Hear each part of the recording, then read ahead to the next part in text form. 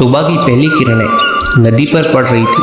पानी सुनहरी चमक में चमक रहा था। गांव में धीरे धीरे हलचल शुरू हो चुकी थी, लेकिन हरिराम के घर से रोज की तरह उसकी ऊंची आवाज उठी। अरे ओ शिवा, कितनी देर तक सोएगा? मैं तुझसे बड़ा हूँ, जब तक मैं हूँ तो आराम नहीं कर सकता। छोटा भाई शिवराम धीरे धीरे उठ बैठा। उसकी पत्नी राधा भी डरते हुए खड़ी हो गई। हरिराम ने फिर ताना मारने लगा। घर मेरा, खेत मेरे, मवेशी मेरे, तेरा तो कुछ भी नहीं है। तू तो बस मेरे सहारे पल रहा है। अगर मैं दिल का बड़ा ना होता तो तू कब का सड़क पर भिखारी बन गया होता। शिवराम हमेशा की तरह चुप रहा। माँ बाप बचपन में ही चल गए थे। उसे बड़ा भाई नहीं पाला था, पर अब उसी भाई का व्यवहार दिन ब दिन कठोर होता जा रहा था। हरिराम की पत्नी भगवती भी पीछे ना रही। जी देखिए, बारिश आने वाली है। इस कामचोर से कहिए कि घर के सामने का कीचड़ साफ करे। लोग हमारे दरवाजे से गुजरते हैं, गंदगी देखेंगे तो हंसेंगे। इतना धन दौलत और सामने कचरा, हमारी इज्जत मिट्टी में मिल जाएगी। लेकिन इसे क्या परवाह, इसे तो बस खाना चाहिए। शिवराम ने चुपचाप आदेश माना और बाहर चला गया। दिल भारी था, लेकिन यही सोचता, भैया ने पाला है, डांटने का हक भी उन्हीं का है। धीरे धीरे बारिश तेज हो गई। आसमान काले बादल छा गए। बुजुर्ग दादी बोली, नदी का पानी बढ़ेगा, भगवान सबकी रक्षा करे। हरिराम खेत देखने चला गया और जाते जाते फिर बोला, सुन, अगर पानी घर तक आ गया तो सबसे पहले मेरे मवेशियों को बचाना। तेरा तो कुछ काम का नहीं, लेकिन मेरी गाय भैंस मरी तो नुकसान मेरा होगा। शिवराम की आंखों में आंसू आ गए, लेकिन बोला, ठीक है भैया, जैसा आप कहे। बारिश मूसलाधार हो गई। शिवराम ने कीचड़ हटाया, फिर मवेशियों के लिए चारा काटने गया। भीगने से कांप रहा था, पर काम कर रहा था। जब हरिराम लौटा तो खेत डूब चुके थे और उसका मूड और खराब हो गया। उसने देखा शिवराम ने चारा नहीं काटा था। निकम्मा कहीं का, बस भीगता रहता है। अब मवेशी भूख से मर जाएंगे। शिवराम ने हाथ जोड़कर कहा, भाई, बारिश बहुत तेज थी, मैं अभी काट लाता हूँ। पर हरिराम का गुस्सा और बढ़ा। उसने शिवराम को लात मार दी।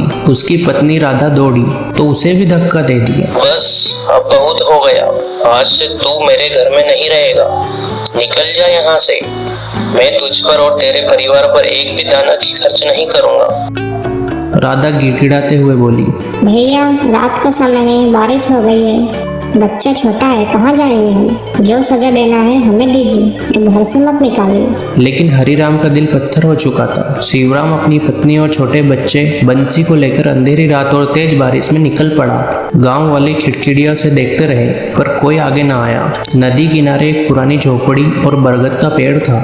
वहीं जाकर शिवराम ने कहा, राधा, यह टूटी झोपड़ी ही हमारे लिए महल जैसी है। कम से कम छत तो है। बस तुम हिम्मत मत हारना, भगवान हमारी मदद जरूर करेंगे। राधा रोते हुए बोली, हमने किसी का क्या बिगाड़ा था? फिर भैया ने हमें क्यों निकाला? राधा, अगर तू रोएगी तो मैं भी टूट जाऊंगा। देखो, बंसी को संभालो, मैं जाकर घास पत्ते ले आता हूँ, कुछ इंतजाम करता हूँ। 3 दिन लगातार बारिश होती रही। झोपड़ी टपकने लगी। बंसी बुखार से तड़प रहा था। आखिर शिवराम ने कहा, मैं भैया से दूध मांगने जाऊंगा, चाहे कितना भी अपमान हो, लेकिन बच्चे की जान बचानी है। वह भीगी रात में घुटनों तक पानी में चलकर हरिराम के घर पहुंचा। दरवाजा खटखटाया। भैया, बंसी बीमार है, थोड़ा सा दूध दे दो, कोई पुरानी चादर ही दे दो, बस बच्चे की सांसी बच जाए। अंदर हरिराम और भगवती दूध पी रहे थे। दरवाजा खोला और तिरस्कार से बोले, निकम्मा, दिन रात भीख मांगने आता है।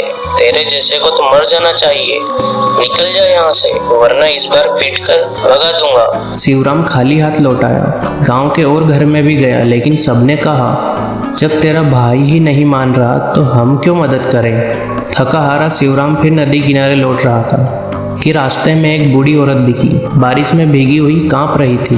बेटा, कई दिनों से भूखी हूँ, किसी ने रोटी नहीं दी।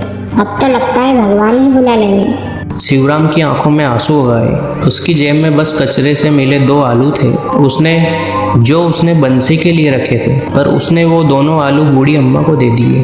बेटा, तूने आज मेरी जान बचाई है। तूने अपने बच्चे का निवाला मुझे दिया। यह त्याग व्यर्थ नहीं जाएगा। तेरी एक इच्छा पूरी होगी। बता, तुझे क्या चाहिए? अम्मा, बस एक पक्का घर चाहिए जहाँ मेरी पत्नी और बच्चा बारिश में भीगकर ना कांपे, यही सपना है। जा बेटा, तेरा सपना पूरा होगा, भगवान तुझे वहाँ घर देंगे। जब शिवराम वापस लौटा तो वहाँ टूटी झोपड़ी की जगह एक सुंदर पक्का घर खड़ा था। लाल ईंट की दीवारें, मजबूत छत और छोटी सी ओसारी।